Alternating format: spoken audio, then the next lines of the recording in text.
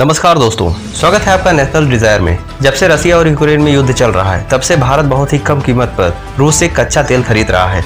लेकिन क्या यह भारत के लिए चिंता का विषय है? आइए जानते हैं।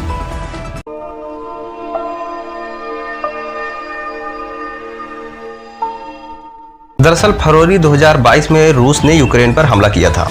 अमेरिकी समेत पश्चिमी देशों ने रूस पर कई तरीके के प्रतिबंध लगा दिए। उससे निपटने के लिए रूस ने भारत समेत दुनिया के कई देशों को अंतर्राष्ट्रीय बाजार से कम कीमत पर कच्ची तेल बेचने की पेशकश की थी। भारत ने रूस का यह ऑफर स्वीकार किया। भारत ने इसे अपने राष्ट्रीय हित में लिया गया फैसला करार देते हुए अमेरिका और पश्चिमी देशों की नाराजगी भी मोल ले ली।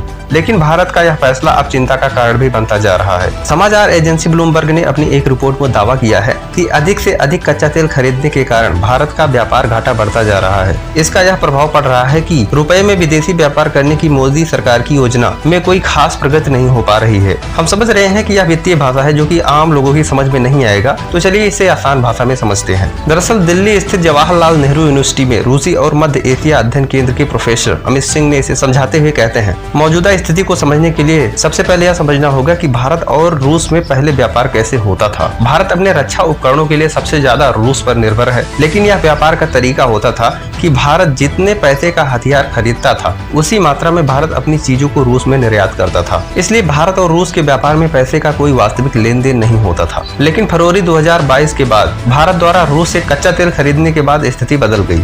रूस से अब तक भारत करीब 1% कच्चे तेल का आयात करता था, लेकिन 2022 से कच्चे तेल का आयात 20% से भी ज्यादा चला गया। भारत रूस से करीब रोजाना 12 लाख बैरल कच्चे तेल खरीद रहा है। कच्चे तेल के अलावा भारत रूस से खाने के तेल और फर्टिलाइजर भी आयात कर रहा है। आयात तो बढ़ रहा है, लेकिन चिंता की बात यह है कि भारत के निर्यात में कमी आ रही है। एक आंकड़े के मुताबिक करीब 400% यह व्यापार बढ़ गया है और वहीं निर्यात करीब 14% कम हो गया है। भारत और रूस ने स्थानीय मुद्रा यानी रुपया और रूबल में व्यापार करने का फैसला किया था। भारतीय रिजर्व बैंक ने जुलाई 2022 में ही इसकी घोषणा की थी और आरबीआई ने रूसी बैंकों को भारत में बेस्ट्रो अकाउंट खोलने की अनुमति भी दे दी थी। अब बेस्ट्रो अकाउंट खोलने से भारत के साथ व्यापार करने वाले देशों को आयात या निर्यात करने पर डॉलर की जगह रुपए में भुगतान करने की सुविधा मिलती है। भारत में बेस्ट्रो अकाउंट खुल तो गए, लेकिन अब रूस के साथ रुपए में ज्यादा लेन देन नहीं हो पा रहा है, क्योंकि भारत का ज्यादा आयात होने के कारण रूस में रुपया जमा होता जा रहा है। रूसी बैंक यह नहीं चाहते कि उनके यहाँ रुपए का ढेर जमा हो। प्रोफेसर अमिताभ के अनुसार भारत अब तक करीब 30 अरब डॉलर का कच्चा तेल खरीद चुका है और वे रूस के बैंकों में वैसे ही पड़े हैं। प्रोफेसर अमिताभ कहते हैं, रूस उस भारतीय पैसों को अंतर्राष्ट्रीय व्यापार के लिए भी इस्तेमाल नहीं कर सकता,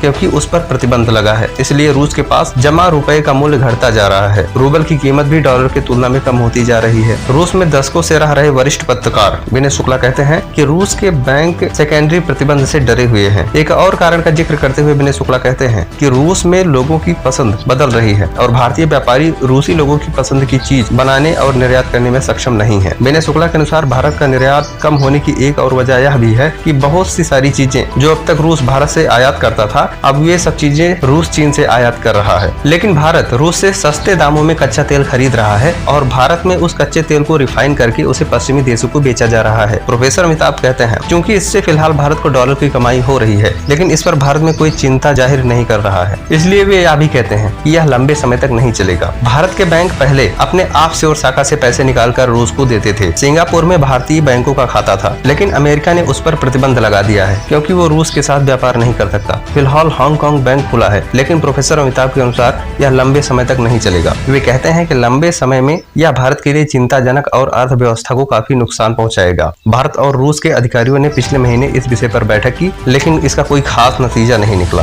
फिलहाल इसका कोई समाधान दोनों देशों को समझ में नहीं आ रहा है। रिलायंस कंपनी रूस के बड़े पैमाने पर कच्चा तेल आयात कर रही है और संयुक्त अरब अमीरात की मुद्रा दिरहम में रूस को भुगतान कर रही है, लेकिन यह अभी लंबे समय तक नहीं चलेगा। वे कहते हैं कि जिस तरह से रूस के बैंकों में रुपया जमा हो रहा है, उसी तरह अगर दिरहम भी जमा होता रहेगा तो रूस के बैंक आखिर उसका करेंगे क्या? प्रोफेसर अमिताभ कहते हैं, ब्रिक्स देशों यानी ब्राजील, रूस, भारत, चीन और दक्षिण अफ्रीका के बीच न्यू डेवलपमेंट बैंक बना था, जिसमें ब्रिक्स के देश स्थानीय मुद्रा में व्यापार कर सकते थे। लेकिन चीन अपने बैंक पर सख्त नियम लागू कर रहा है। चीन की अर्थव्यवस्था इतनी बड़ी है कि उसकी मदद के बगैर इसका सफल होना संभव नहीं है। भारत और रूस के बीच व्यापार संतुलन बना रहता था, लेकिन आज की तारीख में यह संभव नहीं है, क्योंकि भारत अपना निर्यात नहीं बढ़ा पा रहा है और आयात वो कम नहीं कर सकता। पत्रकार विनय शुक्ला कहते हैं कि बुधवार को ही रूस के सेंट्रल बैंक ने यह घोषणा की है कि उन्होंने स्थानीय मुद्रा में अंतर्राष्ट्रीय व्यापार करने के लिए एक नए विभाग का गठन किया है। है। उनके अनुसार इस फैसले से चीजें बेहतर होने की उम्मीद है। बहरहाल जो कुछ भी हो, भारत ने रूस के साथ व्यापार करके, और वो भी उस समय में जब रूस यूक्रेन का युद्ध चल रहा हो, भारत ने पश्चिमी देशों की नाराजगी मोल ले ली है, जिससे भारत का निर्यात घट गया है। यह वास्तव में भारत के लिए चिंता का विषय है। बहरहाल आप इस बारे में क्या सोचते हैं, अपनी राय कमेंट में जरूर दीजिए। ऐसे ही खबरों को जानने के लिए चैनल को सब्सक्राइब कीजिए। धन्यवाद।